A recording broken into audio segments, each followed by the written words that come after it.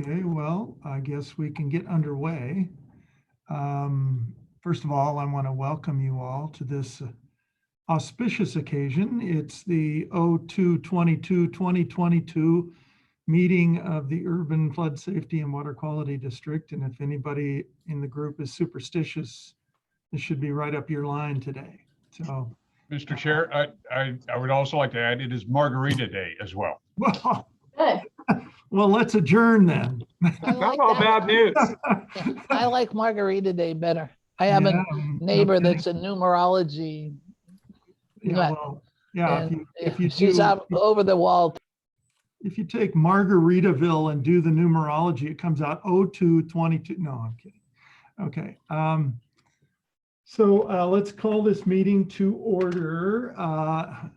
Emily or Wendy, who's doing the roll call? I will call the roll. So Thank you. starting with Ann Gravett and Corky Collier, Here. Dave Ripma, Here. Eric Mueller, Here. James Allison, Here. John Niyama, Here. Mary Helen Kincaid, Here, Tammy Stephenson, Here. Michael Jordan, Here. Bob Salinger, Janelle Bell, Shirley Craddock, Here. Eric Molender.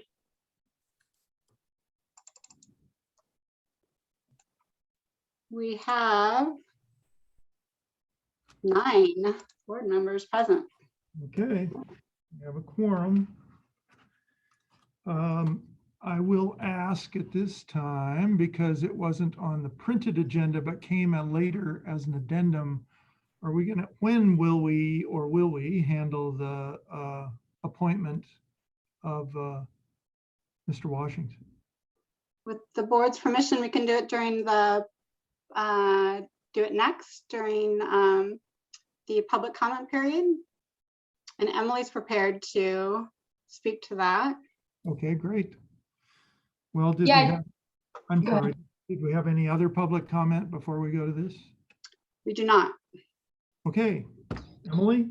I think you received hopefully information on Friday afternoon as far as bio and a recommendation from Vanport Mosaic regarding Ed Washington's appointment. And so Kelly was the mastermind behind the bylaws. So if you have questions on process, she's available for those.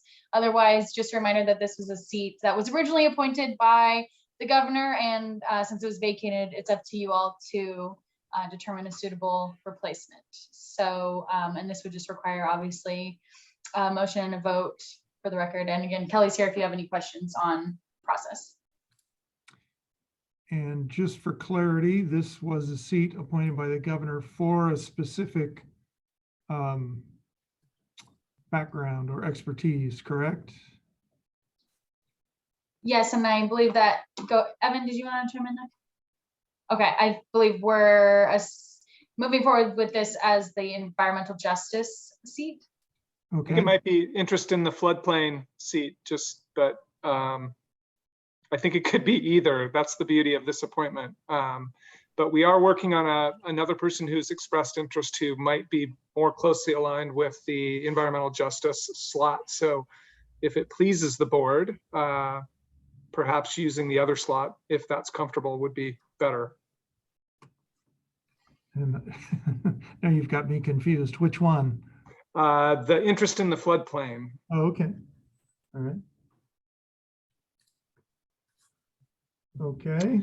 I do want to bring up, if I may, Mr. Chair, that I did get some questions about potential board member conflicts of interest. And if we are going to be voting on a contract with a not-for-profit that a board member is associated with in any way, we would expect them to abstain from that. And so we will communicate that with individual board members along the way, but we are aware of that and will pay close attention to any potential or perceived conflicts. Okay. Kelly, any advice process-wise from you on this? Like, what, by simple motion, is this appointment made or? Yeah, a motion would be fine. I'm not sure if we still have 9, but because we're operating at a bare minimum quorum, it would need to be unanimous unless somebody is, I'm not counting, nor am I good at it. So I think I'll rely on Wendy. Eric has come in since the roll call, but, so I think we have 10 right now. So, any, I'm sorry. Who am I missing? Chair, I was going to say, if it pleases the chair, I would move to appoint Ed Washington to fill the initial seat described in ORS Chapter 550 for the position of interest in the floodplain. Is that correct, Jim? Yep, that sounds right. Jim? Jim? I think, Sorry, I have my hearing going on the other screen. I'm trying to figure out how to unmute them and all that. So I have 2 meetings going in my, if I turn them down, I can't hear you. What did you say? Nominating him to fill the seat for the interest in the floodplain. Is that correct? Yes. I will second that. okay, moved by Eric Mueller and seconded by Shirley Craddock. Any discussion? Okay, Wendy, will you call the roll, please?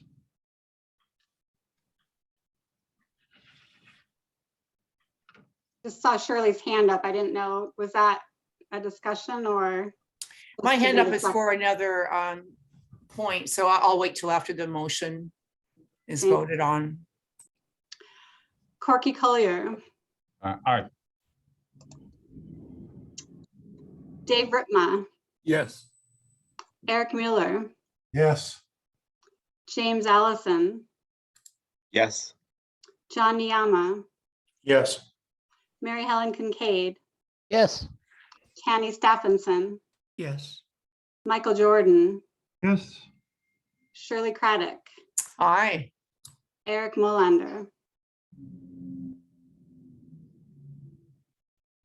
okay, I think the motion passes. Welcome, Mr. Washington. And I appreciate your interest. Ed, I see you're on. Would you like to say a little something? Can you hear me okay? We can. Okay, well, I'm just here to listen and to get an understanding of what's going on, and that's it. Through a crazy busy day, as I'm sure all of you are dealing with, and a very cold day. So, Indeed. yeah, that's all that I have to say. Thank Well, you for welcome. allowing me. Welcome to the board, and we really appreciate your interest. My pleasure. Thank you. All right. So next steps in terms of process, we'll get a oath of office that he can get notarized. And once we have that in hand, then hopefully next month he can be here in an official capacity as a board member. That'd be great. Thank you, Emily. May I say hello to Michael Jordan? I haven't seen him for quite a few days. Hello, It has Michael. been a while. It has been a while. The Yes. former lives, I think. Yes, absolutely. Pleasure. Thank you. Pleasure. Yep. Okay. Mr. Chair, could I have to leave at 3, so I just wanted to confirm about the, you mentioned there might not be a quorum. So I just wanted to check in, or not 3, excuse me, 4 o'clock. Just wanted to check in about the quorum because I have another meeting that conflicts with this meeting. Well, we've had a couple of other people come on since we first did the roll call. Ann is here and Eric Molander is here. So I think we're good with a To quorum. 11 right now. Yep, we're good. Thank you. Thank you for asking. Okay, the next item on the agenda is the minutes from 3 former meetings, November, December, and January. I think those were all included in your packets. Any comments or questions about the content of those minutes? I have one. The November minutes list Steve Fancher as neither present nor not present. And on page 2 of the minutes, it says he made a motion to pass a resolution, or actually to adopt the minutes from the previous meeting. So I'd like him marked as present for the November meeting. That's the only thing I saw in any of them. Thanks, Mike. I will make that change. Thank you. Other than that, I'd entertain a motion for all three of them, if that's okay. Mr. Chair, Thank you, Tanny. I move approval of meeting minutes for the Urban Flood Safety and Water Quality District for November 15th, 2021 as amended, and for December 20th, 2021 and January 18th, 2022. I'll second that. Thank you, Corky. Tanny made the motion, Corky seconded. Any discussion? If not, I think we'll just take a voice vote. All those in favor say aye. Aye. Any opposed? All right, the minutes stand approved, and I think we're caught up. Taking a little while, but we're there. Financial reports, contract reports. Ben, are you going to start this one off? I can. Okay. If it pleases the chair, thank you for your time this afternoon. And I will share my screen here just for reference. This should be included in your packet. And my comments today are most closely related to MCDD. But they're reflective of the overall context of our financials for all districts combined. So if we look at the close of January 2022, that reflects approximately 58% progress through the fiscal year. And when we look at revenues, as expected, revenues are higher than the prior year to date, about 8% as budgeted. When we look historically at revenues, at mainly our assessment revenues, we usually receive about 93% of our total assessment revenues through the end of January. And that is true this year as well. And that is true for each of the districts. And so we have received approximately 93% of our total assessment revenues. And so we're right on target and we're right on budget. Assessment revenues are in MCDD about almost $400,000 greater than the prior year, as expected per our budget. And total revenues, looking at MCDD specifically, are about $430,000 greater than the prior year, most notably due to receiving a grant from Energy Trust of Oregon in the amount of $364,000. And that is from installing variable speed drives, replacing those in 3 pumps in Station 1. When we look at personnel services, through the end of January, that reflects about 54% of our total biweekly payrolls. And we're about 1% under expected budget, and forecasting out our personnel expenditures, we're looking to be right on budget through the end of the fiscal year. If you look at personnel expenditures compared to last year, we're tracking about 20% greater than last year, and that's due to adding 3 new positions, and that includes full-time, limited duration, and part-time positions, and also health insurance and PERS cost increases. If we look at operations, our total year-to-date materials and services, and that is line 20 on the screen, we're tracking about $121,000 greater than the prior year. Again, looking at MCD specifically. However, that is about $230,000 less than expected year-to-date budget. And that is most notably due to security costs. And security costs are reflected in line 19.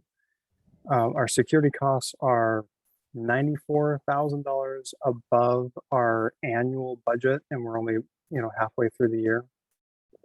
and that is just due to necessity. At our current rate of spending, forecasting out our materials and services and our total operating costs through the end of the year, we're forecasting to close the year at approximately $300,000 or 20% under budget, similar to how we performed last year. If we look at capital expenditures or total expenditures or capital expenditures in line 24 are way under budget, about $2.2 million less than the prior year, and about 94% less than expected year to date, where we would expect to be.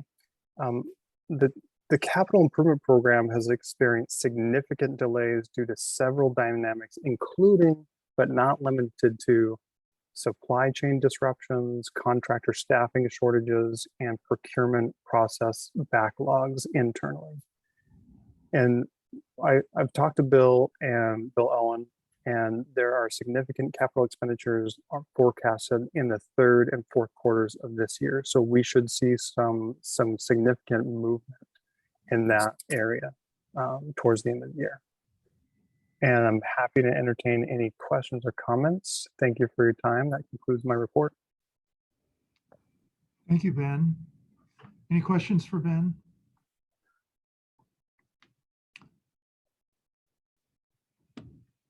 I don't Okay. have any questions, but I just have my ongoing comment. Thank you for making this understandable. I think this is the first time I looked at one of these and could understand it on my own and not wait for somebody to explain it to me. So thank you so much. I appreciate that. You're very welcome. High praise, Ben, let me tell you. Okay, I think the next part of this item is the contracts. Janet, are you going to go over that or? Yes. And to get myself off mute. This is the contract report that our procurement department puts together every month. So it lists all of the new contracts that were written in January, and they are all listed by district. So you have the JCA, MCDD, Penn 1, Penn 2, Sandy. And then we have a couple of new ones down here for the urban district. The two new ones are the Pacific Habitat Services. And I believe that's a task order that was written for $3,500, and then Integrated Solutions Consulting, which is an on-call contract for emergency planning and training. The next page is the progress report for all of the contracts that are either written for the urban flood division, or they are two of them that were written through the JCA that we were applying to the grant program that we had with Oregon Business. So we have the Coraggio Group, Echo Northwest, and you can see where the contract task order amount, and then how much we've actually been invoiced and the remaining unspent dollars on those either contracts or on the task orders that have been issued against them. You'll see at the very bottom that the Integrated Solutions Consulting, that is an on-call contract for $10,000. We have not issued any task orders against that one as of yet. And then the MJL Consulting, there's $10,000, and we spent $3,000 of that. I guess, are there any questions that I can answer for anyone? Any questions? Okay, thank you, Janet. You're welcome. The last item on the financial reports area is Colin, a resolution for, I think, moving something from JCA to the Urban Flood and Safety District. Is that correct? Correct. Hello, this is a resolution for the assignment of the Echo Northwest contract to the from the Columbia Corridor Drainage District Joint Contracting Authority over to the Urban Flood Safety Water Quality District.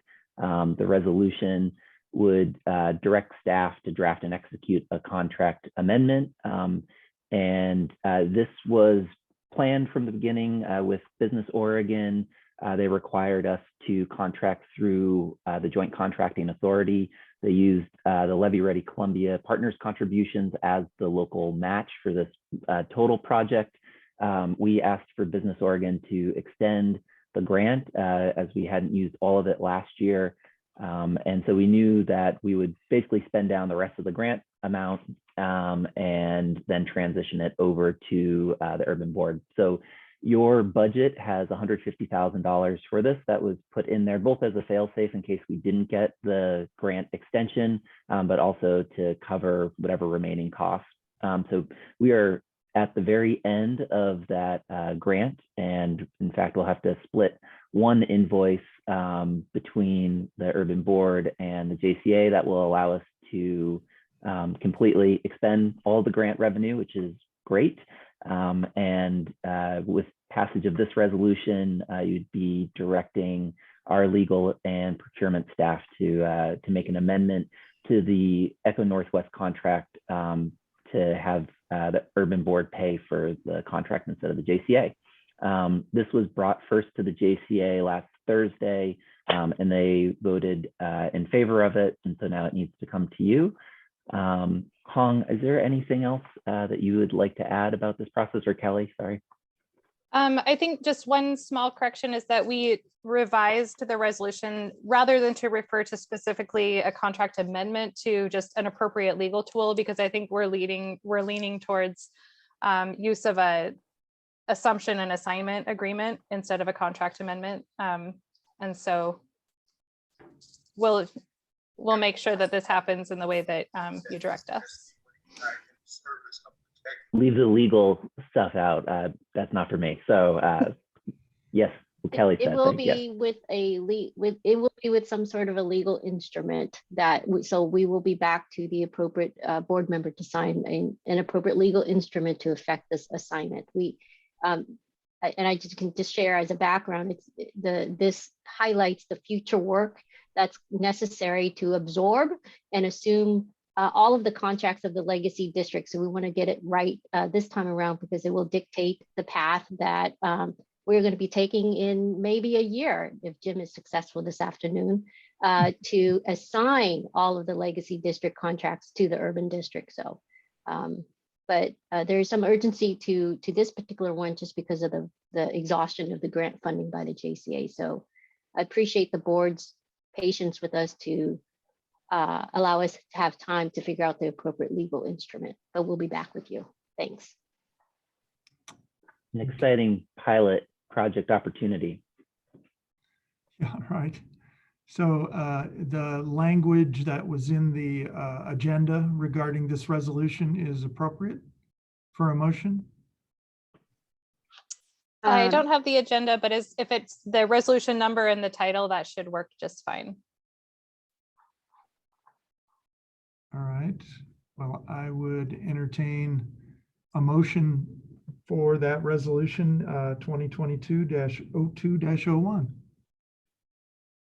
Mr. Chair, I move to approve resolution 2022-02-01, approving the assignment of JCA contract number JCA-2106-056-PSC. I'll second. All right, moved by Corky and seconded by John to assign the contract from the JCA to the Urban Flood Safety and Water Quality District Board. Any discussion? Okay, Wendy, you call the roll, please. Corky Collier, Aye. Dave Ritma, Yes. Eric Mueller, Yes. James Allison, Yes.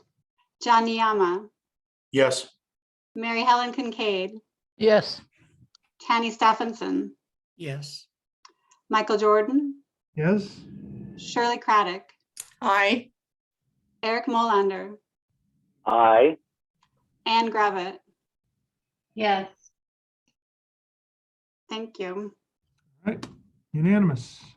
Thank you all very much. Colin, you're next up. I think a milestones discussion. That is great. Let me share my screen. 1 second, please.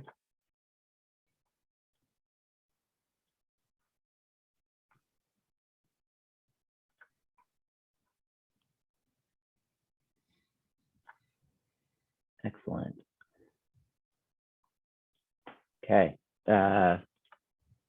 Just want to check. Is everyone seeing the screen? Yes. Okay, perfect. So today we're going to give you a general overview on some of the upcoming milestones through 2026, and also to give a little bit more detail on some of the work that staff is doing to further develop the programs and cost estimates that are needed for our revenue work. So we're going to present a 18-month roadmap. This is something that if you attended the board revenue development work session last week that you were introduced to, we'll continue using this as a tool to highlight where we are in progress. And then we're also going to show you a longer roadmap through 2026 that has some of the programmatic development work that we're going to be doing. The goals for this presentation are really to build a shared understanding of what our path forward is and to highlight the critical path. Also to highlight some of the contingencies or lack thereof on this timeline, and just give you overall approach to the work that we're doing and answering any questions. So as staff, the work that we're focused on is highlighted here. So we are focused on developing the revenue model, getting projected costs. This is both updating the existing work that MCDD and the drainage districts do, updating that, as well as plotting out the costs that are needed to meet the new mandates. Also, general obligation bond development work, general dissolution planning that will be needed for the drainage districts, strategic planning, program development, and part of strategic planning is the development of a watershed enhancement plan. And then longer range program implementation, and looking at all of the work through an equity lens as required by the statute, but also by the way that we want to develop this district. So first, I want to go through this longer roadmap with an important caveat through all of this to keep in mind is that today we're really talking about timelines that are based on the contingency of passage of House Bill 4067. So that's what Jim will be giving testimony on today. And then later in this agenda, Evan will be giving a legislative update that will give you more information where we are there. We'll have to change some of these dates if that does not pass.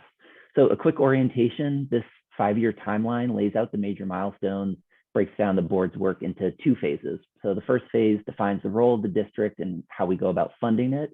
And the second phase is really the program development, the strategic planning, and ultimately the implementation of all this work. So quickly, phase 1, the key goals of the first phase are to reach an election of the permanent board, to refer the general obligation bond to the voters, and call for the dissolution of the legacy districts. So to do this, we need to define the purpose of the district, and that's to sort of take all the things that were in the legislation to build upon our mission, vision, values, and then really to figure out how to fund it. So we'll dive deeper into that phase on the second graphic and also in our staff presentations. The second phase will come into more focus after we are successful or successfully pass through that first phase. But the second phase is really to complete the transition to the new district. It will be developing the programs, implementing the work, completing watershed enhancement plans, as well as strategic planning for our daily operations, and to really implement both the operational revenue and also to start working on some of those major capital projects that we need to do. Let me go right into the next one. So I want to really spend a little bit more time focusing here on the next 18 months. So while there are a robust set of steps behind each one of these pieces of the roadmap, we're really just going to focus on the major milestones that you as the board members need to prepare for and some key decision points. So Going down from the bottom there, February 2022, we will be working on putting together the discussion draft or the draft revenue plan. The goal for that needs to be for early summer, so June, July. We'll have a discussion draft ready that will also outline our programs and costs. We'll have a few months to work with that and bring it out for comment and further discussion amongst the board and stakeholders.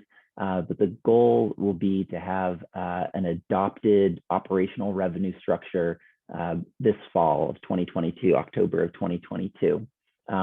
We will also look to the board to refer a general obligation bond at the same time, October, November of 2022, and also to call for the election of the permanent board. All of this is to meet the goal of having the election and the general obligation bond on the May 23 ballot. You'll also see that there's an important deadline of March of 2023, which is the filing deadline for the May elections. And so hopefully we'll be able to meet that May 2023 goal. We'll have our operational revenue structure in place and be able to start collecting money and have a phasing plan to transition. And then also hopefully have a successful general obligation bond that passes at that time. By June of 2023, at least in this timeline, the goal is to have an adopted budget for this new, for the permanent board, as well as a call for the dissolution of the drainage districts, which starts a 12-month timeline. So those are the big decisions that your board is responsible for over the next 18 months and really are the explicit responsibilities of the initial board. But there's a lot of information that you need to make your decision. So I want to spend a little bit of time discussing two independent efforts that are underway. One that I think a lot of you are very familiar with is on the Echo Northwest work on the revenue side, where they're looking at viable options and building a model that will allow us to analyze options to bring in appropriate amount of operational revenue and also defining what we need for capital costs. On the cost estimating side, that's where staff are working with stakeholders and contractors to determine the potential future programming. The timing of those things is still being worked out, and that's what I want to turn to some of our staff to give updates on. So I'm going to start with flood safety, environment, and the emergency management work, and Carrie is going to present on that. So hand it over to you, Carrie. Thanks, Colin. And I'm going to separate those just a little and do the emergency management part second, but I want to emphasize that we are approaching the planning and cost estimation that Colin mentioned for the flood safety and environment portions in an integrated and collaborative way. So I am co-leading some of this with McKenna Bell, who's from our engineering team, and we're both really working with our respective teams and with operations to make sure that there is a collaborative understanding and staff input behind this planning effort. As Jim Middaugh has told you many times, something that MCDD knows really well is how to deliver the services that we currently provide around conveyance and flood safety from the perspectives of the drainage district. And so that remains an important foundation of information that we're using. ORS 550 gives us the opportunity to think about how we could do that better, how we could fill the gaps that we know we have today with more resources. And we're also in a great position there because for a number of years, our staff have been doing analytical and planning efforts to understand what our needs are. Those are things like drainage master planning, capital improvement planning, development of an asset management program, and the assets and liabilities report that you all have. But ORS 550 also asks us to imagine ways to deliver these critical infrastructure services in a fundamentally different manner. People here used to say to me, MCDD doesn't do environmental projects. And I would and still do say that we move water and water is life. So we do environmental work. And I think ORS 550 really challenges us to lean into that and imagine a flood safety and conveyance infrastructure system that has opportunities to deliver multiple benefits for our community and the environment. And it can work with nature where possible and have our infrastructure investments improve water quality, floodplain habitat, fish and wildlife habitat, those things that you see on the side of the screen here from ORS 550. So right now, McKenna and I are working with Wolf Water Resources, which is a water resources engineering firm, to estimate the costs of integrating more green infrastructure and watershed approaches into how we deliver those flood safety and conveyance services. We're working with the Intertwine Alliance, which is a regional coalition of partners who care a lot about open spaces, environmental improvement, and equitable access to nature, to convene their partners and other environmental stakeholders to provide an opportunity for feedback and growth and understanding. And then with Willamette Partnership, who will be talking about other opportunities to engage stakeholders, and in particular, to think about issues related to environmental justice and water justice, and have those conversations in a dedicated space. Next slide, please.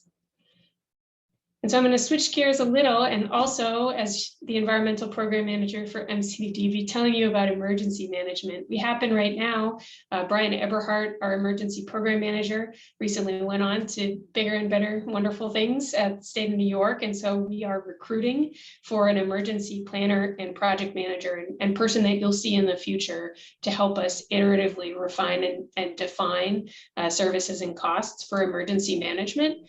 But one of the wonderful things that Brian and others have done is have a lot of folks at MCDD trained on the incident command system and emergency management. There are many folks in our agency who've been through partial and full emergency activation. And so we're going to be leaning on our staff in this early phase of estimating the services and costs of an emergency management program in the context of ORS 550. And we are also lucky to be in an area with a wonderful regional network of partners that we can rely on to vet those ideas. So we'll be working with RDPO, which includes folks from Portland Bureau of Emergency Management, from the county and others, to take a look at what we've come up with and help us bring to you a well-vetted understanding of what the range of services and costs could be. Next is cultural history, and for that, we're going to pass it to Asher Moulton. Thanks, Carrie. So my name's Aster Moulton. I've been working on developing the ORS 550 cultural history mandate, which is to provide information to the public about the cultural history of the managed floodplain. As we and staff thought about how we wanted to develop this mandate, we thought it was important to center the voices of BIPOC communities, that's Black, Indigenous communities of color, and other marginalized communities at the onset of this process. And this approach not only provides the district with opportunities to learn new ideas and perspectives from communities that have been historically underrepresented, but it also helps meet another ORS 550 mandate, which is to promote equity and social justice into all of the district's operations. Next slide, please. So our strategy has been to work with Vanport Mosaic and Albina Vision Trust to convene a coalition of organizational representatives to facilitate an ongoing conversation about how we meet not only our cost estimates for the cultural history program, as well as the program design and implementation. Vanport Mosaic and Albina Vision Trust are uniquely positioned to facilitate this coalition.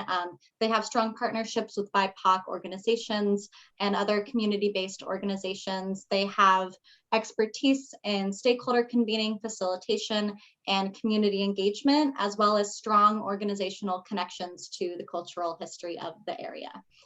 Next slide, please. So going back to the timeline, from now until summer 2022, the coalition work will be focused on informing those cost estimates for cultural history programming. And we'll also engage the coalition to inform some of the decision-making criteria that Colin mentioned that will guide the discussions around revenue development. And we think this extra community engagement step will help embed equity into that process. And then the second phase of this work will be from summer 2022 through May 2023. And that will be, the coalition will provide us with some initial recommendations about program design and implementation. And with that, I will pass it over to Evan to talk about GeoBond development. All right, I am the last person standing between you all and questions, and so I imagine there are a lot of them. And if you see me looking off to the side, it's because Jim is literally getting ready to testify like right now on our bill, which is really exciting. So definitely eager to have that happen.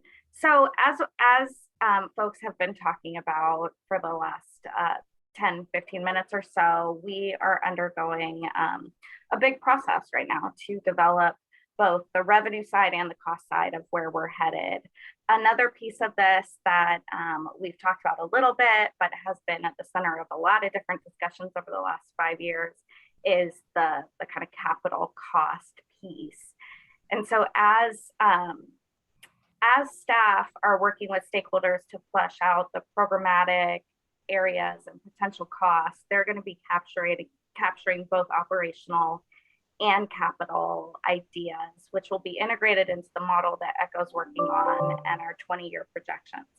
The capital ideas specifically will be funneled over to me and the process that I'll be helping to organize around the development of our GeoBond package.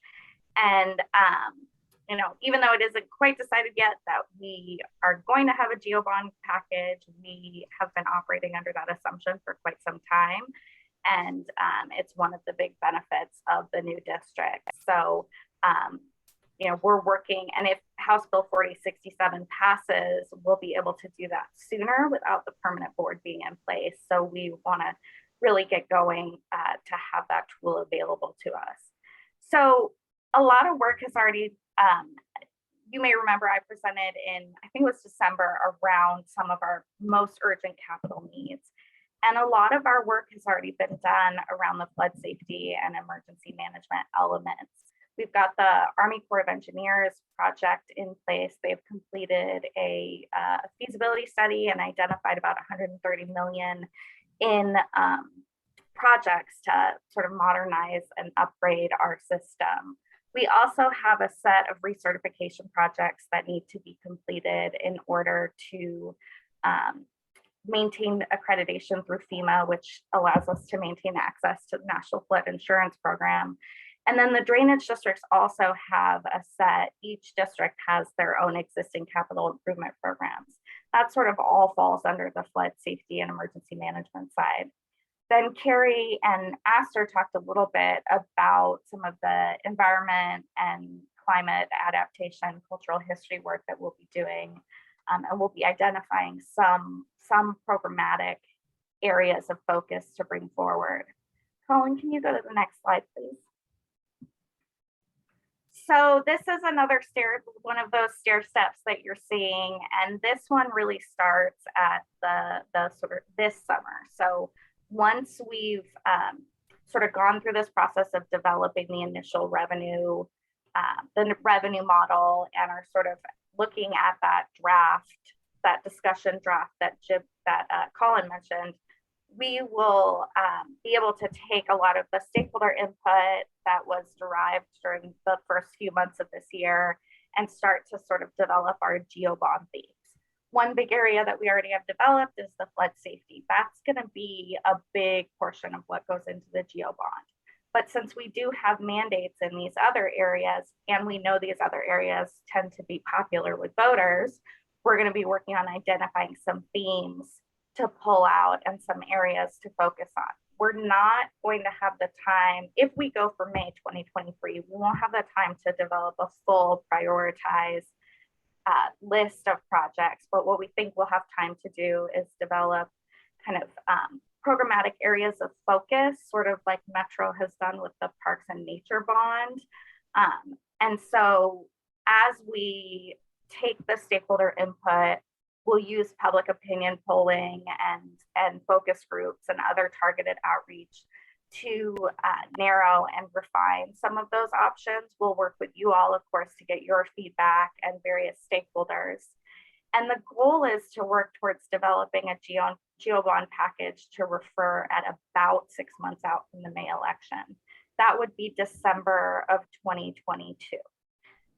We can go closer, we can, but the sort of recommended, everything of what the folks who do this a lot say is, you know, sticking to 6 months out is generally the best practice to give you enough time. So the big deadlines that we're working on toward, and that Colin mentioned earlier, is February of 2023 will be the deadline to notice a ballot measure. And then March of 2023 is the final deadline to file a ballot measure. So those will be sort of our drop dead deadlines when we absolutely need to file if we want to be on the May 2023 ballot. A lot of this, of course, has to do with whether or not we pass HB 4067. And so if that doesn't pass, we'll be looking at whether or not we wanted to go in November or later, potentially 2025. So you'll be hearing a lot more about this over the next few months as we continue to develop a more robust work plan. The other thing I wanted to quickly touch on, Colin, if you can go to the next slide. So in addition to doing public opinion research and outreach related to the bond, we'll also be doing several rounds of polling and focus groups around the operating revenue structure and the new programming. We're actually going to be starting that basically now. We just finished signing a contract with FM3 Research to do our first round of polling, which we will talk to you about in a lot more detail next month. We're also working with Willamette Partnership to finish developing the communications and engagement plan, which is really kind of built alongside the development of the revenue structure and the work that ECHO is doing. I think the things for you all to take away is that we're going to be working with stakeholders alongside alongside this process all the way along. There's the program development costs, and then we'll also be bringing a number of decisions to you all as the board. Our timeline is tight if we go with this timeline. So we'll be relying on both quantitative and qualitative public opinion research to help inform decisions along the way, with some targeted outreach to specific communities. We don't know exactly who that is yet, because part of it will be informed by the public opinion polling and by which revenue structure we decide to go with for our operating costs. So one of the things we'll be looking at really closely is who is most impacted by the potential operating revenue structures that we're looking at, and plan to do some outreach to those specific communities. And then we also are planning on doing some large educational pushes beginning this summer, but into the fall and spring. And one opportunity that we have is that the 75th anniversary of the Vanport flood is coming up in 2023. So it's likely that a lot of our sort of educational and awareness building efforts will center around that. So with that, I will hand it back to Colin. There you are. All right, take it away, Colin. Okay, I think we are right at time. These are the highlights. This is from the Stephanie Halleck School of T+20, repeating things 20 times, mostly for me to get it into my head, our critical path and milestones. So I'll leave this up here, but these are the key pieces that we need to accomplish to move forward in this transition, and that your board will be responsible for making decisions on. I want to take any questions at this time. Questions of anyone? Chair, I've got a couple of questions. I think one is probably already been answered. I was wondering, because right now I think a lot of you are aware that of recent polling where confidence in local governments is pretty much at an all-time low ever.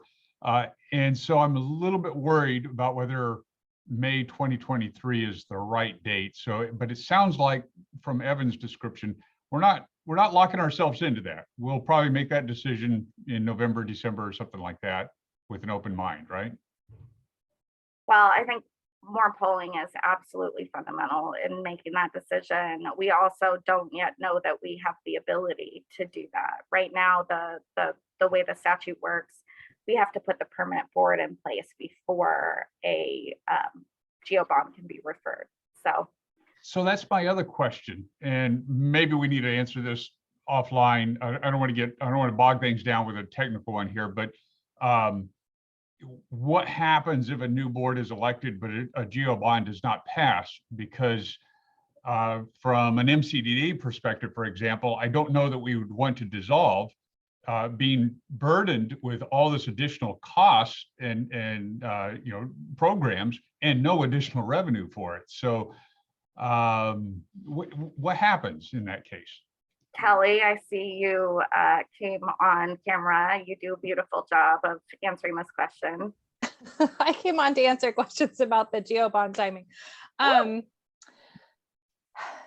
Yeah, I think, I mean, these are all kind of policy questions to answer about the budget and at what point does the permanent board feel comfortable asking for dissolution? So one of the changes that we made in this current amendment is to kind of clarify the language around what is sufficient to take on the existing drainage districts. And we're really trying to make it clear that it's just taking on the current assets and liabilities. So not trying to do that plus everything else. So that would be sufficient for the dissolution with the amendment. It's not as clear in the way that the statute is drafted now.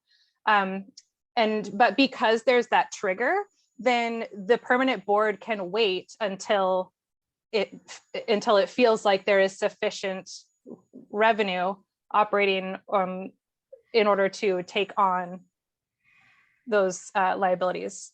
Does that answer your question? I think as good of an answer as I can expect. Thank you. It's a policy decision that we'll need to talk to this board about, and you all will be responsible for making that determination. Yeah, I'm imagining something like, well, these are the new board members. This is the new permanent board, assuming the GeoBond passes, but you can't do that. So yeah, it gets a little tricky. Corky, if I might interject, this region has the same problem, whether there's a permanent board or there's the 4 legacy districts. If we can't pass a GeoBond, we've got a bridge financing problem as a region. So, I mean, I get the apprehensions and they're legitimate, but I think this is a bigger problem than the 4 legacy boards or the new board if we can't pass a GeoBond. Oh, I agree. Yeah. I'll just add, the other option is the ability for the urban district to keep the legacy district up in its form, but take over the legacy districts as ex officio. So there is that opportunity there to retain sort of the legal structure of the legacy districts, but with the urban district boards running it as if it's its own. Are there other questions about what you've heard? Yes, I do. Let's begin with that GeoBond. Really what we need is another layer on this process that shows where the U.S. Army Corps of Engineers stands on the PMLS. So when do we expect to have good enough numbers to be able to estimate what our share of the local is for PMLS? We already have those numbers. They'll be refined. No. Those are just the rough cut estimates, not the final one, right? So like so many of these projects, they tend to sort of explode a little bit. And if we go for a general obligation bond prior to having really good numbers to estimate on, we're going to undershoot that. And then now we've got a much more significant funding requirement. So when are we going to be far enough along on the engineering that we have a great deal of confidence in what the local share is? So I can take that one on. So we will have the final cost estimates, and it's completely contingent on if we move into the pre-construction engineering phase, October of 2022. But we're not going to have those final numbers really until the end of that 3.5-year phase. And so the best thing that we can do is to use the Army Corps' numbers that currently have about a 40% contingency in them. And 20%. Excuse me? 20%. I believe it's 40% in them right now. So yeah, so I think, but it's a great point that those numbers are likely to go up. Right now, the numbers are using a midpoint of construction. So they're at about 5 to 6 years out. So that's using that current inflation rate for construction is obviously a lot higher. And so I think building in some of those contingencies is a really good idea. And so we can add more. But as far as your question about when we're going to get those updated numbers from the Army Corps of Engineers, that's not going to sync up with when we actually need capital funding to do this work. And so whether that needs to come in a subsequent bond request or to be built in through other into the revenue options for other capital funding, I think that's a really good conversation to have. I think that that's going to be a far more in-depth conversation than we have time for today. So I'd like to table that element for a later discussion, particularly in the revenue group. Would that be okay with everyone? Of course, Eric. Absolutely. Thank you. Other questions? All right, I want to thank staff for all the presentation. I think this is the first time all the moving parts have kind of been all in one place and all the different efforts that you've got going, and really appreciate being able to see them all laid out. I guess I would comment that the May of 2023 timeline is very aggressive. Even if we get the legislation passed, that's very aggressive. All I would say is we'll go at a reasonable rate to make sure we do the right engagement and the right research and the right discussion of this group to be able to be comfortable with moving forward. And if we're not, we'll just, extend that timeline. The first timeline we were working with, if you will recall, was spring of 2025. And so we've got room to maneuver here. We're not locked into doing this too fast if we don't feel comfortable. So we'll go as quickly as we can. And I want to give great appreciation to the staff who are trying to line up all these issues in a relatively rapid timeline to try and give us even a choice to do it quicker than 2025. And so again, really want to appreciate that, because I know front loading all this work is a pretty heavy lift. So appreciate it. We've got a couple of other items on the agenda today. One is a revisit of a discussion that we had at our last meeting regarding the revenue modeling. And the other has to do with a cultural history project contract discussion. If it's okay with this group, I'd like to reverse those the way they are on the agenda, because I think we may lose some folks here shortly. And wanted to be able to have that conversation with as many of us as possible. So I don't know if anybody, there was a note in your agenda, a page in your agenda, giving you what the subcommittee's recommendation was that we discussed at the last meeting.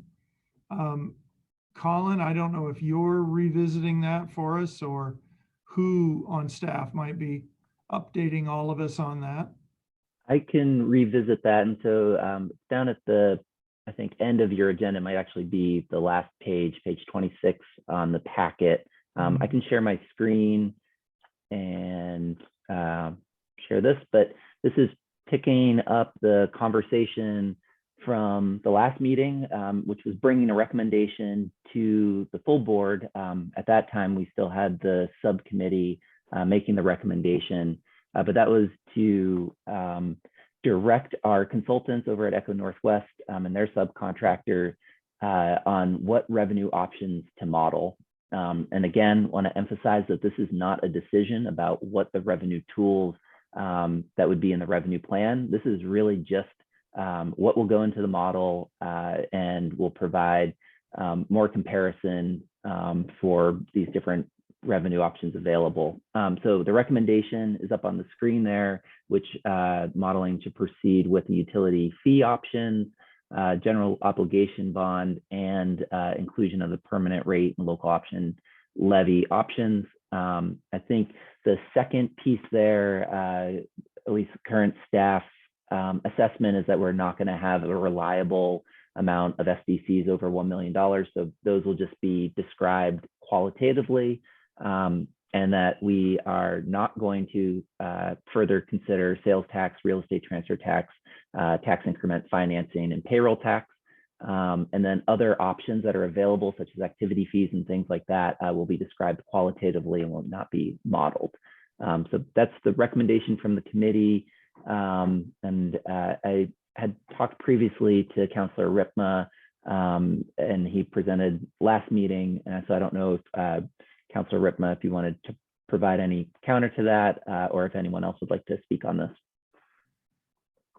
Well, if I may, I would like to say a few words. I'm not going to belabor this, but if now's a good time, I'll speak my piece. That'd be great, Dave. Go ahead. Okay. All right. Well, first of all, this district board has operated on consensus on virtually everything, as far as I know, except this. The subcommittee, when we did finally vote on it, I think it was a 4-3 vote. This issue of what to study was contentious. And I'll just say that I would hope we could get back to consensus on this issue too. The staff wants to study, in addition to the geo bonds and the utility fee, they want to study ad valorem taxes for some reason.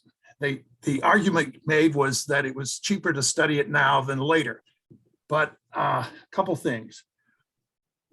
This district is not authorized to levy a property tax.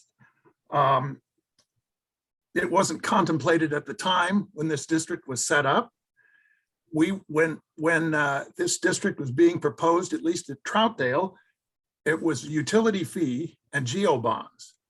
Now there's a reason for this. Ad valorem taxes levied throughout the district are not fair. Some of the district has properties under compression, measure 5 compression. We all know what that is, I think, but anyway, it ends up that the parts of the district that are not under compression, property tax compression, will be paying the full rate, whatever it is, and those that are under compression will pay less, and all the other districts in their property taxing districts will also pay less or receive less. That's the way compression works. It's not fair, and I'm contending that that's why it's not authorized in the legislation or in this when it was sold to, when it was this district was being pitched to us. I guess another argument is that I thought of is that a lot of the beneficiaries of this district's activities will be tax exempt. Quite a big percentage. So it's just plain not fair to study ad valorem taxes at this time. I mean, it just isn't. It shouldn't be authorized. It should go on the list with the sales tax and real estate transfer tax and that sort of thing, as not something we should study. Those are also not authorized, and the property taxes should not be authorized either to study. This idea that it would cost too much to study it later is a red herring. And I urge this board to join me in removing that option for study. Thank you, Dave. I appreciate your candor and forthright argument. I appreciate that. And I appreciate, Mike, I did want to say, the last time you even allowed us to make a motion our way without including property taxes, and that went down in flames on the same margin as your motion did. So, but I did appreciate it. Well, I appreciate it, Dave. I will tell you, I tell the board pretty much the same thing from last month. I don't want to get high-centered over this. We got to keep moving. And I realize that, Dave, I think this may be a harbinger. Anytime we talk about taxes or money or equity regarding economic impact of this district, I think it will be contentious, and that those are challenging issues. And so that's okay, though. That's why we're here, is to talk through them. Does anyone else want to address this issue today? I mean, I'm in the same place that I have been all along, that I feel like modeling, I don't think it is unfair to model it. I appreciate the perspective that it may be unfair to pursue it at some point, or the perception maybe that it's unfair to pursue it, but I don't think it's unfair to study it. And I still feel an obligation to be able to inform my leadership as one of, if not the highest ratepayer of all of the options that have been studied going forward.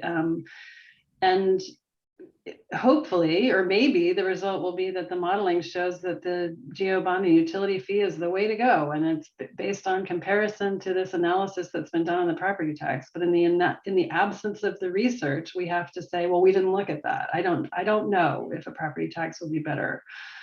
And that will be because we didn't model it. So I really think that doing the research makes sense. Anyone else?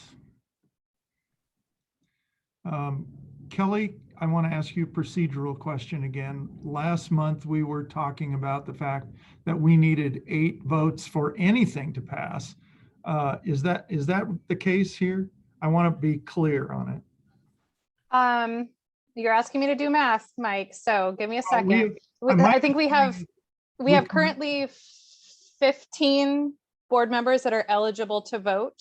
Correct. So yes, so 8 is a quorum, which Okay. is also the minimum vote requirement. Yes. Right. I just want to make sure everybody is clear. Because yes, but once Mr. Washington takes his oath and is on the board next month, then that number will change. So yeah, it'll be 9 next year. yes. So I just want everybody to be clear that I would love to adjourn this meeting with us giving staff direction to do something, and that would be good. Mr. Chair, if I may, just to clarify, I think what you were trying to clarify just then, it seemed like last month we were being told that we had to have a majority of the entire board vote for something, as opposed to the majority of those attending that meeting. That's Is that correct? Yes, that is correct. That's why we need 8 to do anything. So I guess I would start with oh, Eric, go ahead. Yeah, I guess I was one of the ones that was in opposition last month, as you recall, and I still feel much the same way.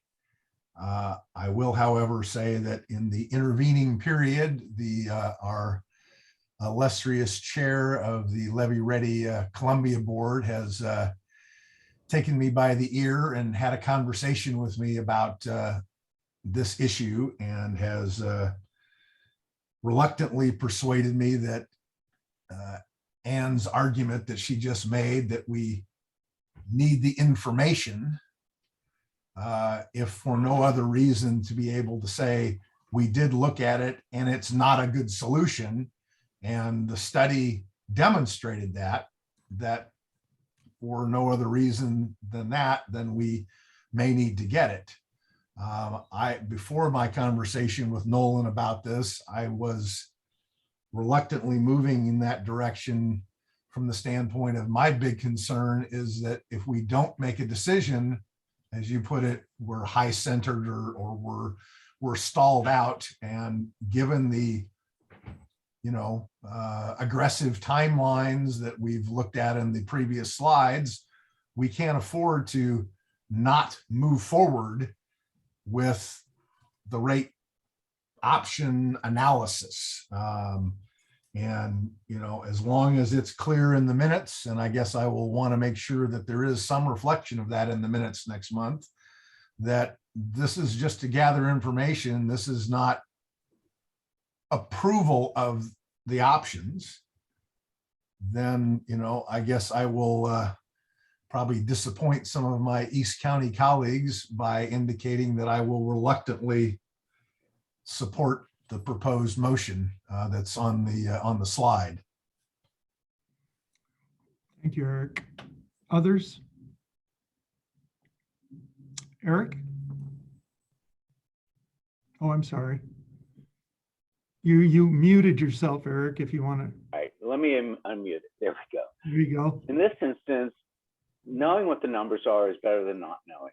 And I think that we need to have all of the numbers in front of us to be able to make an adequate decision. So I'm with Eric Mueller on this. We're better off to study it. It doesn't mean that we're bound to make an ad valorem tax decision. All of that is up in the air until we see the numbers. And I still am quite supportive of studying all of those options. Thank you. Thank you. Anyone else? So I guess I want to make sure that people understand that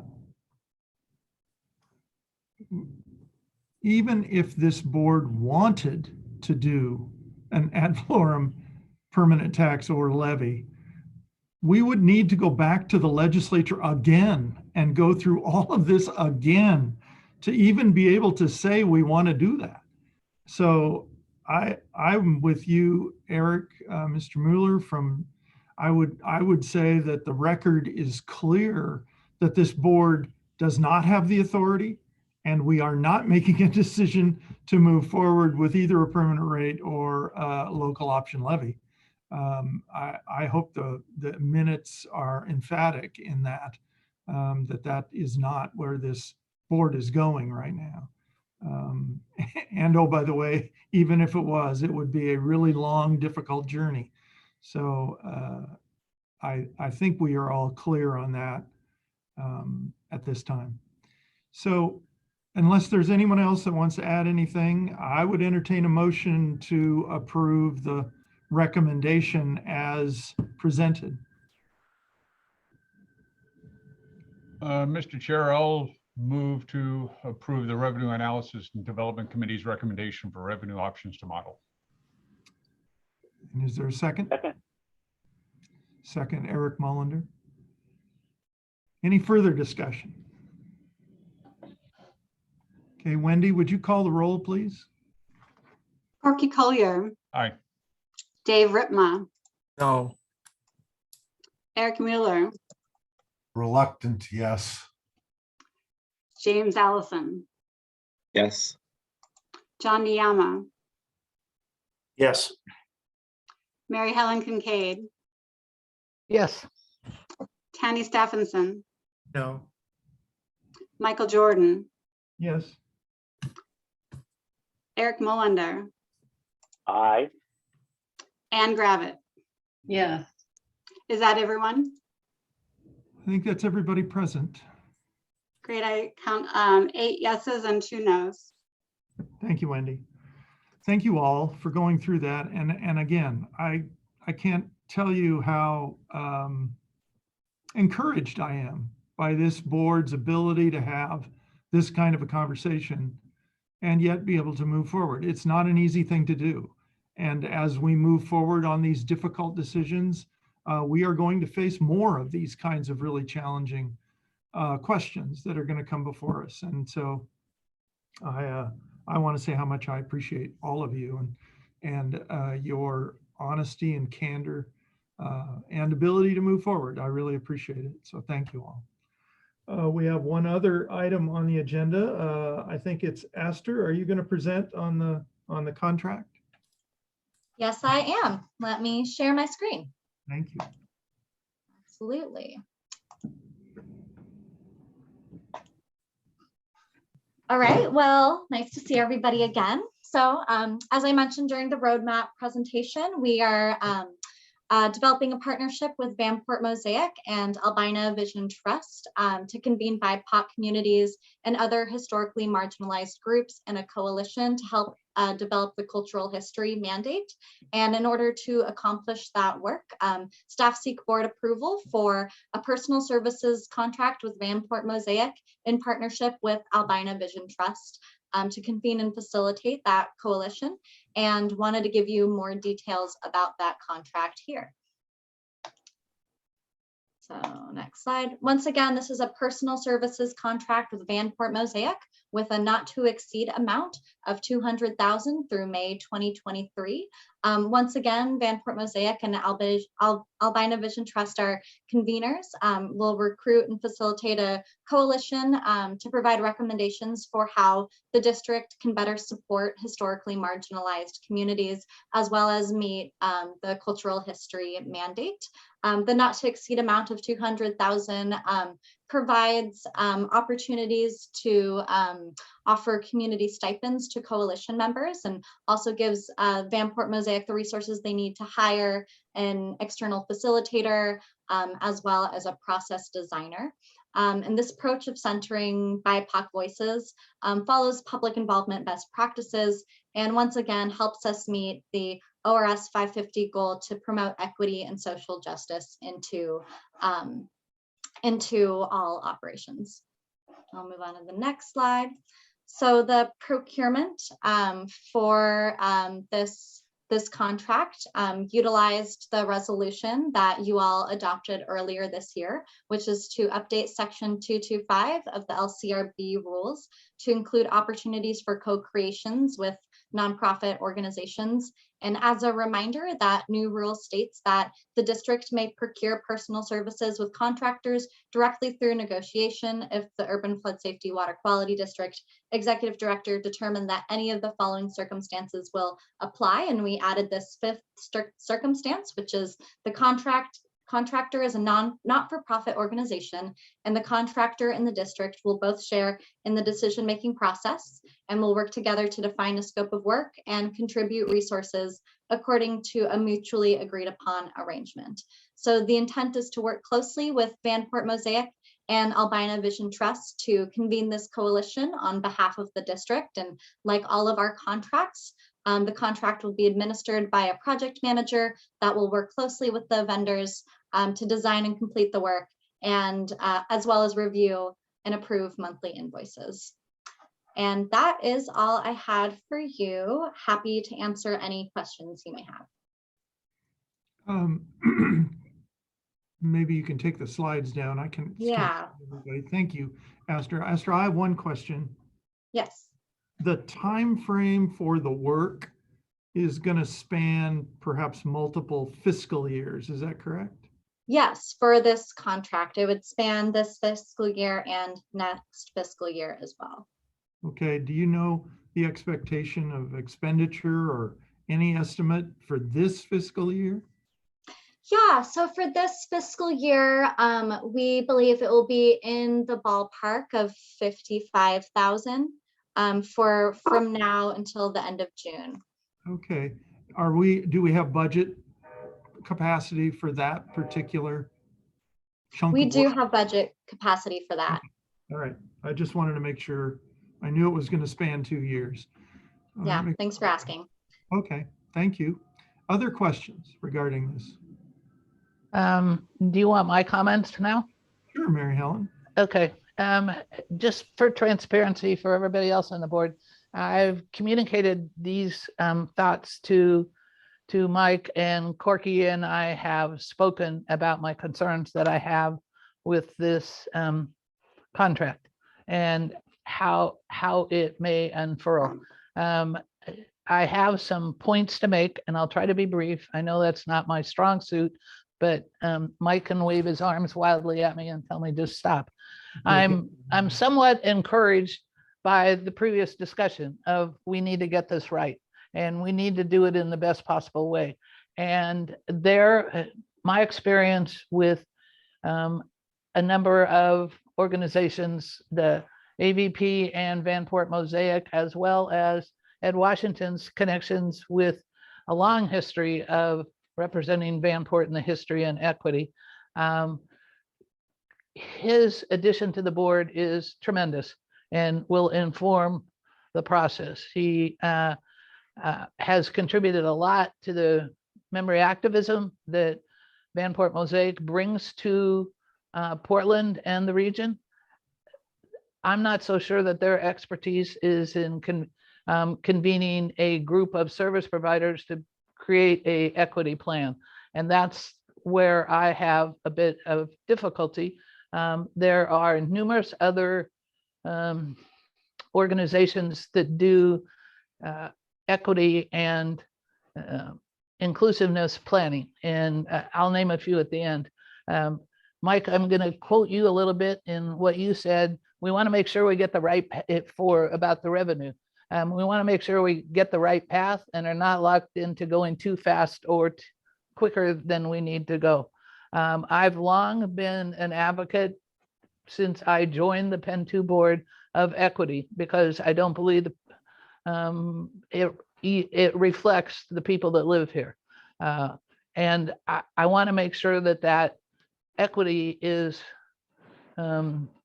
forecast over all groups, disabilities, low income, marginalized groups because of wealth creation, housing. Those things need to be brought into the picture, and I didn't hear any of that in the proposal. I believe that we can do a better job. There are people that have done that. I think that there's a faster and better way to do this so that we can accomplish it in an equitable way using existing services. And my intent, and talking with Jim several times, he's been very generous in speaking with me.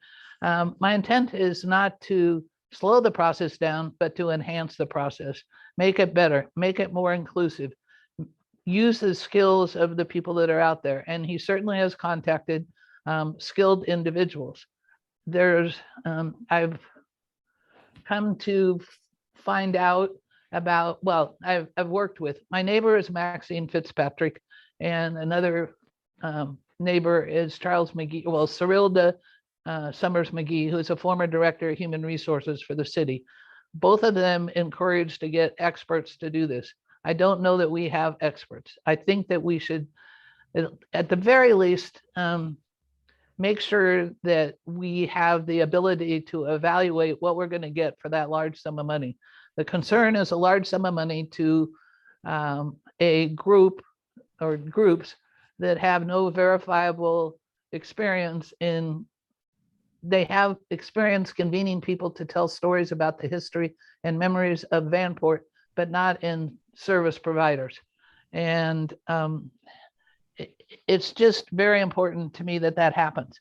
I just want to say a couple other things, is that if we're selective now, we'll make it a better process. And if we're able to explore who we award a contract to do this equity plan, which Evan met with Mission, Vision, Values Committee. You'll have to help me, but it had to be at least 4 or 5 times. And we came up with some pretty good language. We need to honor that. We need to be able to include that. We don't need to start over.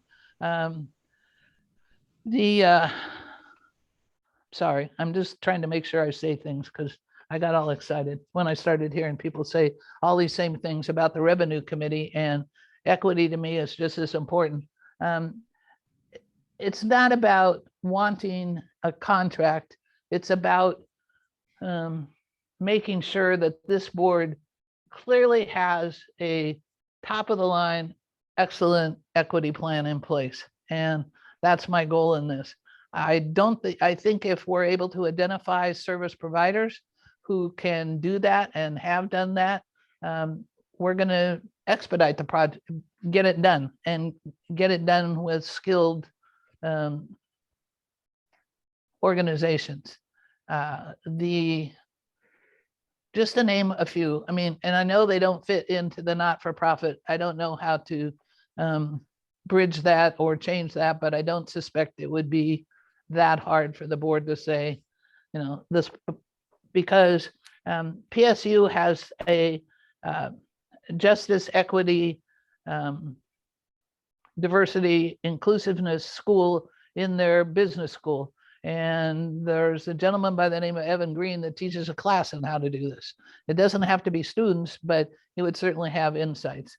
I think, Mike, you probably know the history of Judith Mowry and her long history in doing this. I mean, the city has a boilerplate for other city bureaus. I'm sure that we could tap into that resource as well. There's a Center for Inclusion and for Equity and Inclusion right on Northeast Alberta. This is what they do for a living. Nike, Pacific Power, all of those people. And unfortunately, John L. Bell was unable to join us today, but this is what he does for a living, and he's on our board. So I would like to encourage the board, and I'll be quiet because I know Corky has some more things to say about this, but I'd encourage the board to at least consider postponing the awarding of this contract till we're able to better identify resources that can enhance and make this effort for equity go forward. Thank you, Mary Helen. Corky or anyone else? I think Eric already had his hand up. Oh, I'm sorry. Yes, I'm sorry. Go ahead, Eric. Should be. I'm concerned about the nature of this contract because it does not have a defined scope of work or key deliverables for this board to look at. And so I'm with Mary Helen. I think that we need to slow this process down for at least a month, allow ourselves the time to enable staff to be successful in managing it. Because if they don't have scope of work, scope creep comes in and they get into all sorts of nasty discussions with your providers. And at the end of the day, we need to understand what the key deliverables are. And it's more than just, oh, we held this discussion. It's a discussion towards some action that this board is to take.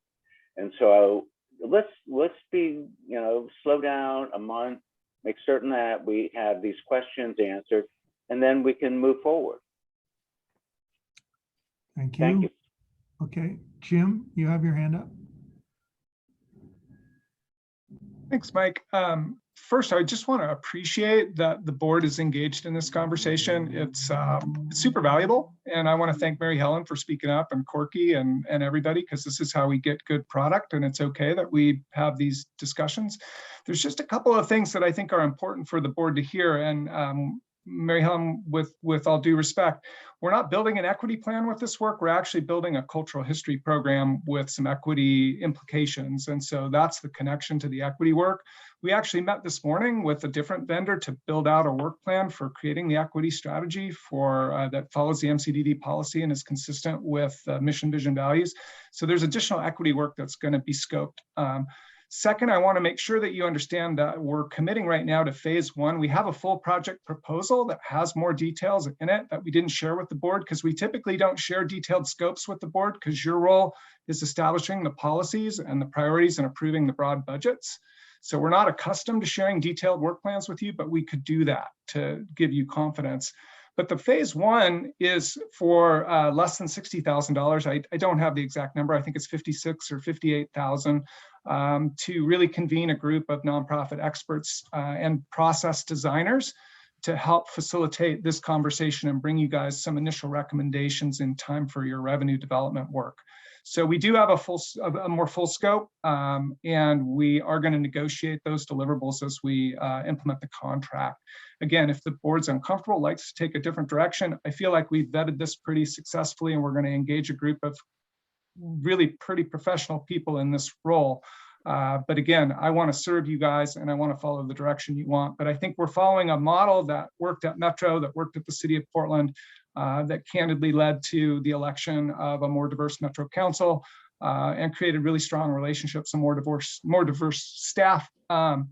So I think we're on the right track here, but again, it's your call. And I just wanted to make sure you were clear on what the scope is and what the financial implications are for phase one when we have a clear off ramp if we're not satisfied. Thanks, Jim. Corky? Yeah, thanks, Jim. That is an interesting clarification to it and does shed some nice light. The distinction between the equity plan and the cultural history project. Nevertheless, the proposal, and you sent me a copy, thanks for that, I appreciate it, does focus a lot on equity as it should. I'm real hesitant to get into the weeds on this because this is Jim's job, and I want to support him in it. And I think we're clear on that. Jim and I have talked about it. But I do have concerns here. And I'll say, Vanport Mosaic is a fantastic organization. Albina Vision Trust, wonderful. They might do great with this. But as far as I understand, they don't have any experience. And this is somewhat complicated work, I think, in my opinion, anyway. It's certainly extremely important work. It's important to the very foundation of what we're trying to do here. Speed is important. And I voted last month to give Jim the authority to grant contracts specifically for this. But the more I look at it and the more I dig into it, the more concerned I am about whether this group can pull this off. For example, I don't even know if we're talking about Albina Vision Trust or Vanport Mosaic. It's not clear as to who's actually in the lead on that. So, I'm sorry. Oh, wait, sorry. Okay. So, so I guess, my concern is that I think this is a new type of activity for both groups. They may do great, but when I read the proposal, it looked like they had a good sense of where they wanted to go, but not quite so clear on how to get there. And there are a number of organizations out that have been doing this work. I think this might be worth putting an RFP out, a request for proposals. It'll slow us down, I know, but in the end, it might actually speed it up because you might end up with an organization that has the experience to move faster through this. That would be my suggestion at this stage and my hesitant suggestion, I'll add. Thank you, Corey. I feel compelled to say both of these organizations have extensive experience in the cultural history space. So if you just look at their websites, you'll see that. So again, I want to distinguish between the equity work and the cultural history work. There's definitely a connection there. And both AVT and others that we've talked to about this have wanted to ensure that we consider equity implications in all of our work. And that's where this connection to the equity program is coming from. So we will get good expertise on the equity side as we move forward with that. Again, appreciate this dialogue very, very much. Aster? Yeah, I want to mention that, first of all, Vanport Mosaic and Albina Vision Trust have very strong connections with the Indigenous community, Japanese American community, Latino community, people that we would like to see represented on this coalition.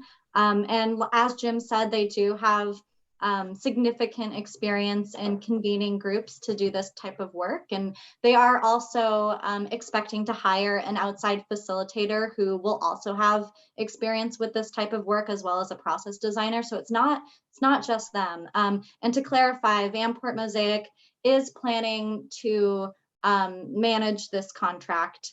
And I think what I want to clarify is that it's the intent that Vanport Mosaic and Albina Vision Trust sit on this coalition, but because they're going to be members of the coalition, they want to hire an outside facilitator who's going to be a little more neutral in the process.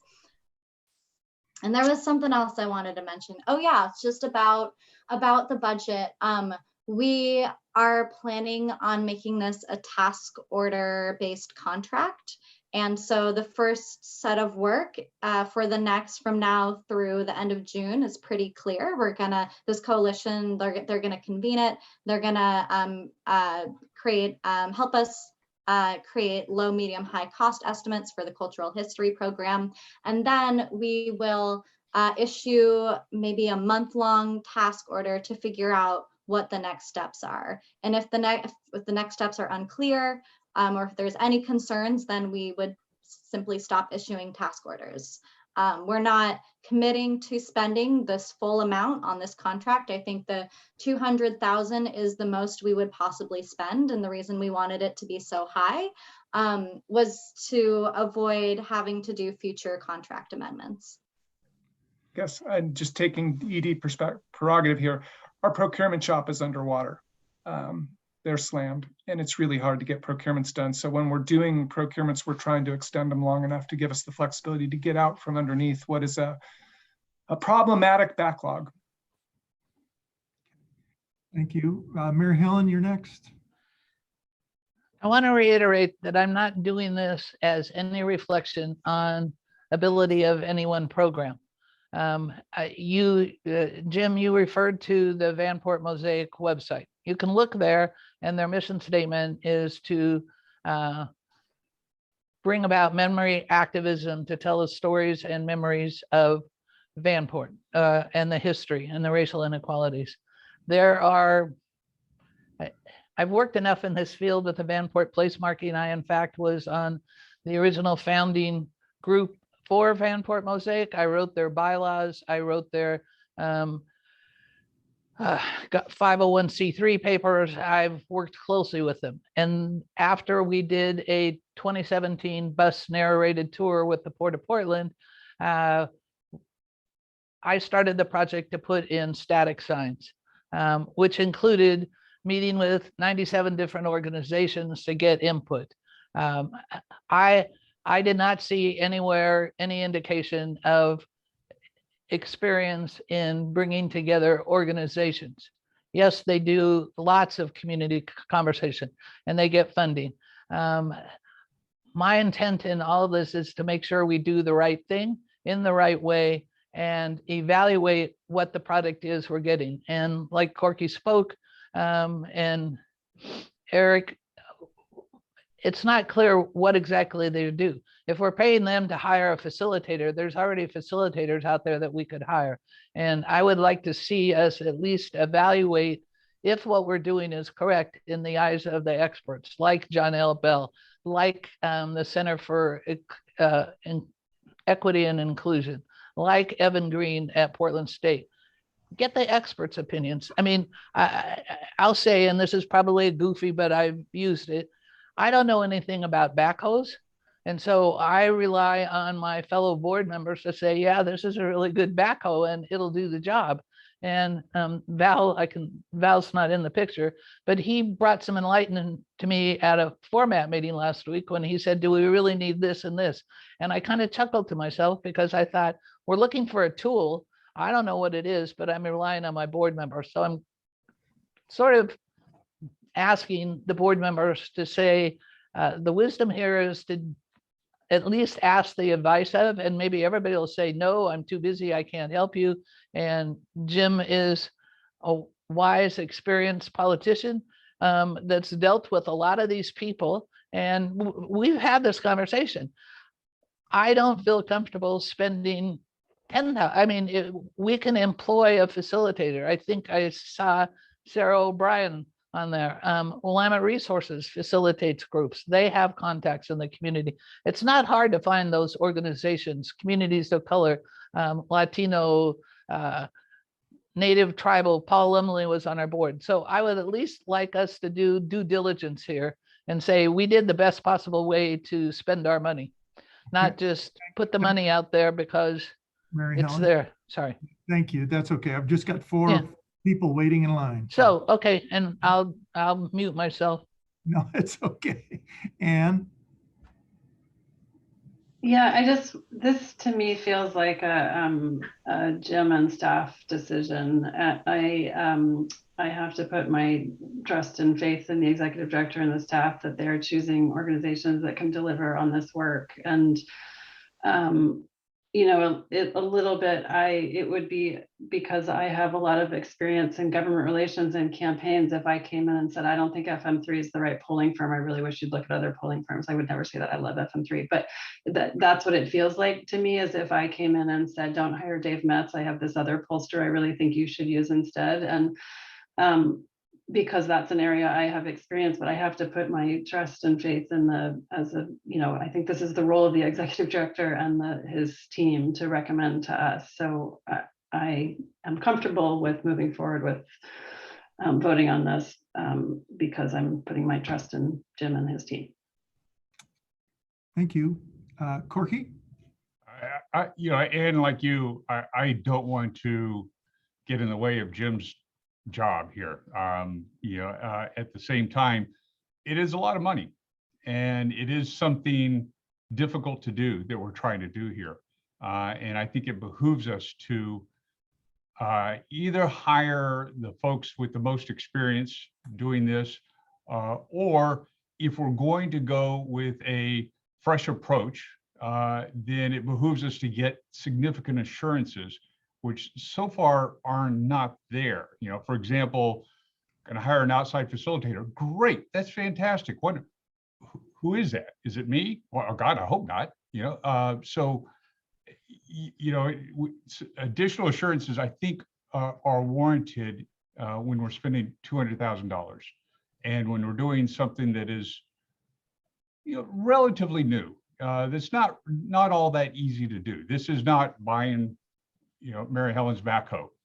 That's pretty simple. We have to think about what color paint we like, but otherwise, not too difficult. It's important to remember we're proposing to spend less than $60,000 in phase one. I feel like that's an important point. Yeah, but once you start, hopefully once you start phase one, you move on into phase two. We don't want to be interrupting the process. Yeah, let's get James. It's your turn. Great, thank you. I'll try to say this briefly. I echo a lot of Ann Gravitt's comments. Just in my day job, I manage $16 million of task order-based contracts to manage the city super system. So I'm very familiar with project management task orders. And I think the task order approach and the phased approach being proposed here is good, and I'm supportive. And I think it's also important to reflect on the staff in this organization, and whether we're talking about the legislative accomplishments, the legal reviews, geotechnical investigations of levies. The staff has continued to manage the projects well and manage the deliverables well. That's why we are where we are today. So I'm very supportive. I trust the staff to do this. As a recommendation, not a motion, we could have periodic reports back to the board on the task order deliverables and how how the lead on this contract and their sub-consultants, so to speak, are performing. But I think this is the right way to go, and I appreciate all the legwork to get this going in a time when it's difficult to procure services. So thank you, I'm supportive. Thank you, James. So anyone else before I try to bring us home here? I guess first of all, I want to say thank you again. You guys are getting better and better at chewing up tough issues and coming from different perspectives and making sure we all understand that there's a lot of moving parts to this work. I would echo James's comments regarding staff's track record. This staff has a great track record at doing wonderful work. And a big part of what this board is trying to structure is a relationship where this board makes policy, gives long-range strategic direction, and allows our professionals to figure out how we should get there and in the most effective, efficient way possible. However, I think it's also fair that this board desire and get information about what we're doing and how we're doing it, and kind of a metering out of the financial obligation over time. And so I guess I would suggest that the proposal, I think, is fair and makes sense to proceed with. However, I think there is information that this board should get, perhaps a little more information as the discussion goes on about the scoping and the work during the first task order, and be updated on how that's going. And I believe the second task order should come back to the board and just allow us to review and perhaps even give direction regarding that second task order. I think we're all embarking on something. I'll speak for myself. I haven't done this before. I haven't done a cultural history project before. I'm only peripherally involved in the equity planning for my bureau. I have some professionals who help us with that. And Judith Mowry's one of those, Mary Helen, she's great. And so I think all the things that have been said are fair. I trust Jim and the staff to keep all of those comments in mind as you proceed. And I have to say one more thing.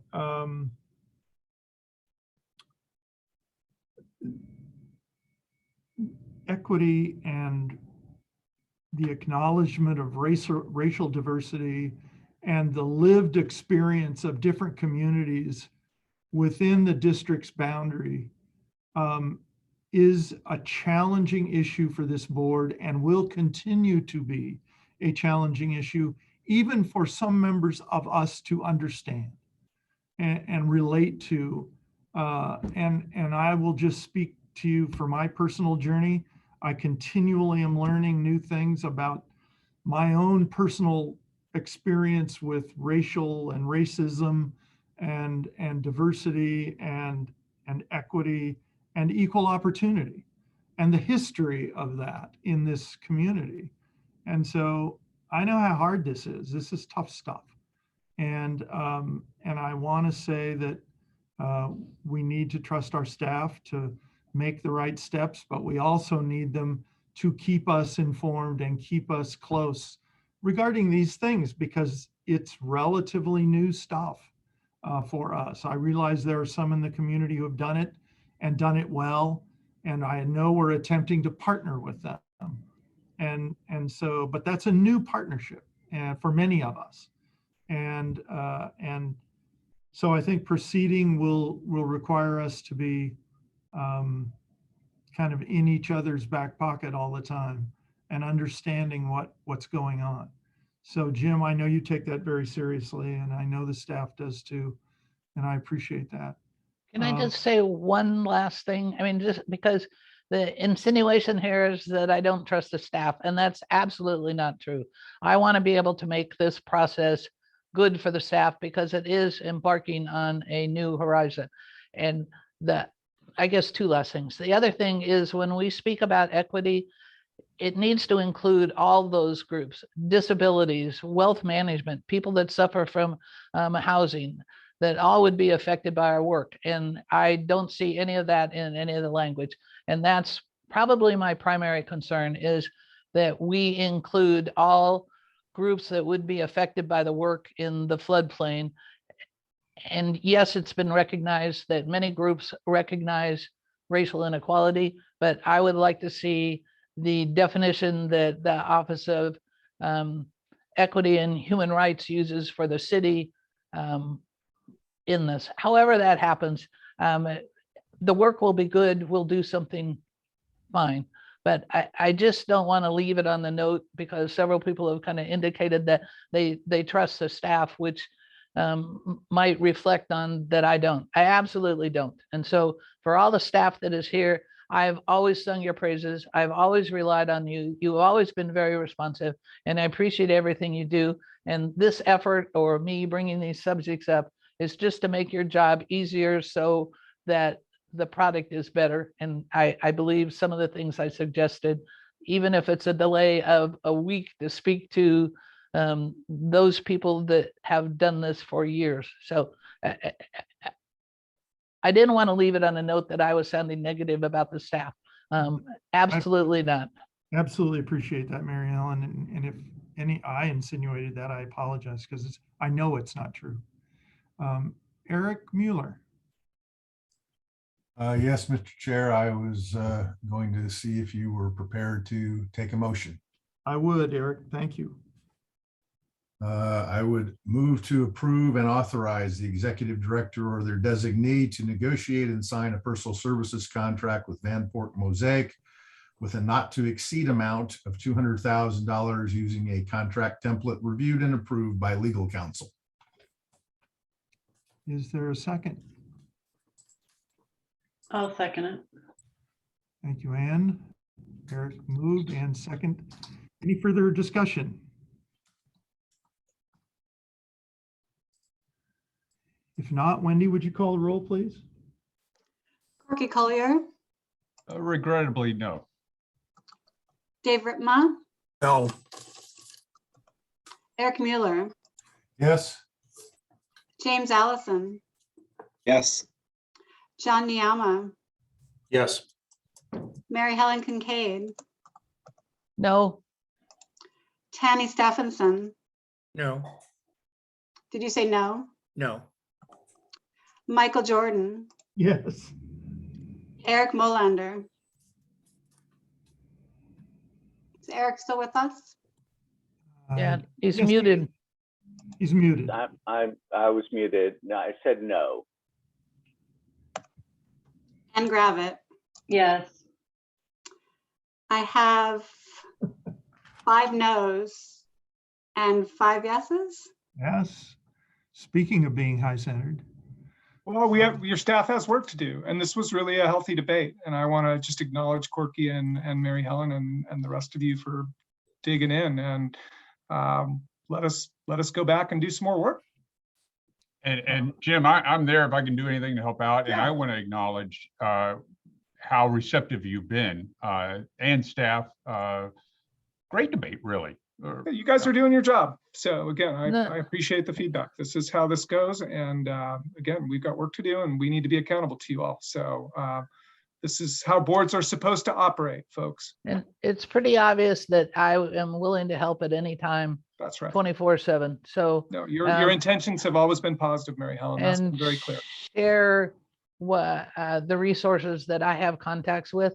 I mentioned neighborhood, the contacts, and I can put you in touch with those. Who I didn't mention was Zachary Stocks, the executive director of Oregon Black Pioneers. And I've set up a meet, and I'll be in touch with you about that, because I think he'll be very informative as well because of this whole process. So I hope that this does make your job easier and not more complicated. And I know that it'll end up a really good product. So thanks. Thank you all for your input. I would encourage any of you that have specific ideas to let Jim know what they are, because he's going to be now working with staff to craft a proposal that this board can get behind. And I know that it may be different elements for different people on this board, which makes it an even more challenging Rubik's Cube for the staff to figure out. So if you have specific issues about this, let Jim know so that we can craft something that is acceptable to the board. Again, just like the last issue, thank you all for your input and your thought and your respectful debate. I really appreciate that. And it won't be the last time we have one of these. So Jim, I know we have a couple of other things on the agenda, a couple reports. I know one of them is very positive. Some people may have heard already. but I'll let you do legislative and director, and we've got about 3 minutes. I'll be really brief. The Senate Committee on Veterans Affairs and Emergency Management unanimously forwarded our bill to the House or to the Senate floor with a vote yes recommendation. So we're moving ahead. And given the almost unanimous vote in the House, we expect that it should pass. Yippee, way to go. So yeah, now we can work harder. Woohoo! I would suggest that you form a wholly owned subsidiary that just lobbies for bills that get passed unanimously in the legislature. Does this call for margaritas now? And really, I think that's the biggest news. And again, I'm excited to move forward with all of this work. And this is still a really awesome job. And I just appreciate all of you weighing in on these things. And we're going to figure it out and do good work. So I don't think I need to say anything else because it's 4:59. But you know me, I can keep talking if you need me to. I absolutely know that, Jim. So thank you for your brevity. I again want to thank all of you. Thanks again. This is getting to be real board work, and this is the way it's supposed to be. If we were unanimous every time, they'd only need one of us here. So might as well take advantage of all of the collective wisdom that's on this board. So thanks very much. And with that, we are adjourned. Thanks, Mike, for herding cats. Thanks, everybody.